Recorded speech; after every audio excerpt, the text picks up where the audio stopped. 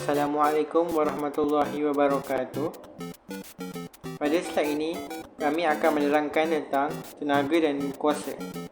Saya, Muhammad Faris Syirfan bin Ismail. Saya, Muhammad Azim. Saya, Muhammad Farhan bin Sami'an. Radar. Radar digunakan pada pesawat terbang, kapal laut dan kenderaan lainnya. Radar biasa digunakan untuk mengetahui objek yang berada di sekitarnya. Radar ini menggunakan gelombang radio. Satelit. Satelit merupakan alat dalam orbit bumi yang khusus untuk menerima atau menghantarkan data secara tanpa kabel. Berkomunikasi melalui frekuensi radio yang mengorbit di atas permukaan bumi. Gelombang radio. Gelombang radio adalah satu bentuk dari radiasi elektromagnetik dan terbentuk ketika objek bermuatan listrik dari gelombang osilator, iaitu gelombang pembawa dimodulasi dengan gelombang radio, ditumpangkan frekuensinya pada frekuensi gelombang radio pada suatu spektrum elektromagnetik. Ciri-ciri gelombang radio ialah terletak pada akhir panjang gelombang terpanjang dan kekerapan paling rendah. Ia terdiri daripada beberapa sehingga 1 bilion Hz. Mereka adalah yang digunakan untuk menghantar isyarat dengan maklumat pelbagai jenis dan ditangkap oleh antena, televisyen, radio, telefon bimbit, planet, bintang dan benda angkasa lain yang memancarkan mereka dan boleh ditangkap. Kebaikan dan keburukan gelombang radio. Kebaikannya ialah manfaat gelombang radio sangat berguna untuk mengirimkan berbagai macam keperluan informasi dalam bentuk signal. Gelombang radio memiliki banyak manfaat dalam kehidupan, termasuk dalam mengoptimalkan kerja dari alat-alat elektronik. Dalam kehidupan kita, sangat banyak sekali kegunaan dari benda-benda elektronik ini, terutamanya dalam hal untuk mendapatkan informasi. Keburukannya pula ialah dedahan kepada tahap sinaran radio frekuensi yang cukup tinggi boleh menyebabkan pemanasan terhadap tisu biologi dan berpotensi menyebabkan kerosakan tisu. Walau bagaimanapun, tahap sinaran radio frekuensi yang sering diterima oleh orang ramai di persekitaran mereka adalah terlalu rendah untuk menyebabkan pemanasan yang ketara atau peningkatan suhu badan. Jenis alat. Alat kawalan jauh. Alat kawalan jauh yang digunakan untuk mengawal operasi gadget tertentu seperti televisyen, stereo, kereta mainan dan lain-lain. Biasanya menggunakan sinaran inframerah.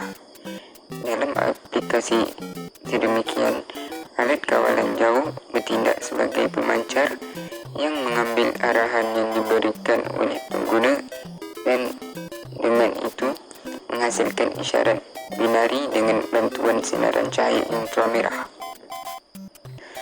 Yang kedua, dapur inframerah. Keupayaan sinaran inframerah untuk menghasilkan sejumlah besar haba biasanya digunakan di dalam dapur inframerah. Peranti sedemikian biasanya digunakan di dapur domestik serta komersial untuk memanaskan atau memasak makanan. Teknologi yang digunakan oleh periuk inframerah untuk memasak dan memanaskan makanan sangat serupa dengan teknologi yang digunakan oleh ketuhar gelombang mikro. Gelombang inframerah. Gelombang inframerah ialah gelombang elektromagnet yang panjang gelombangnya lebih panjang daripada gelombang cahaya. Walau bagaimanapun, berbanding dengan gelombang radio, gelombang inframerah mempunyai panjang gelombang yang lebih pendek. Cahaya inframerah dijana oleh elektron dalam molekul bergetar, yang kemudiannya terurai kepada bahagian molekul yang berlainan.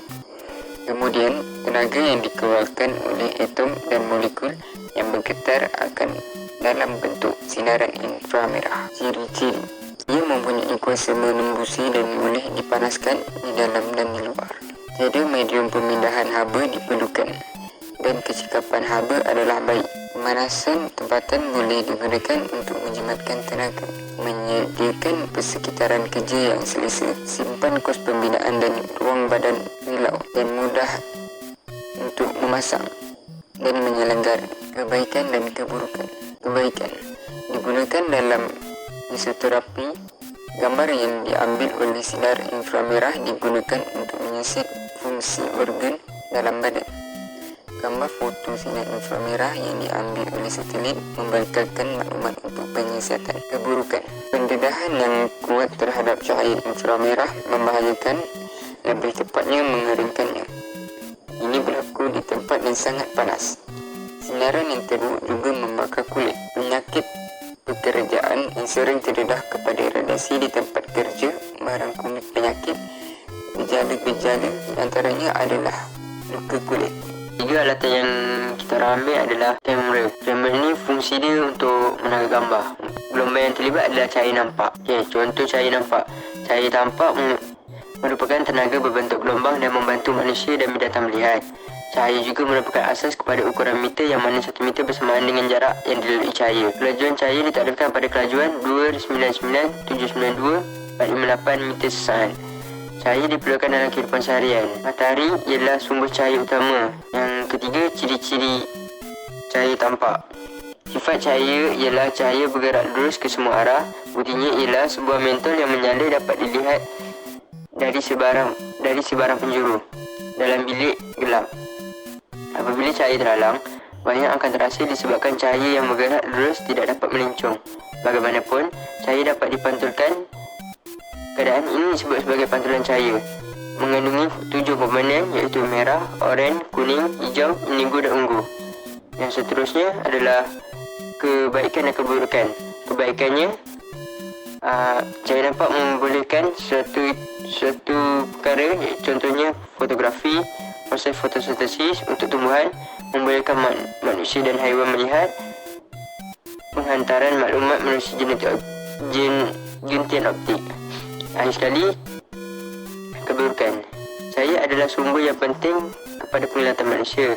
Dengan adanya cahaya ataupun lampu, segala benda di dunia dapat dilihat oleh mata manusia. Namun, gelombang cahaya tertentu yang ada pada cahaya matahari dan alat-alat digital dapat memberi kesan yang tidak baik kepada mata manusia dalam jangkaan masa yang panjang. Kesimpulannya, bahawa begitu besar peranan gelombang elektromagnetik yang bermanfaat dalam kehidupan kita seharian. Tanpa kita sadari, keberadaannya, spektrum elektromagnetik adalah rentang semua radiasi elektromagnetik yang mungkin. Spektrum elektromagnetik dapat dijelaskan dalam panjang, gelombang dan frekuensi. Gelombang amat penting dalam kehidupan kita kerana dapat membantu dalam memudahkan segala urusan kita. Itu saja pada slide kali ini. Sekian, terima kasih.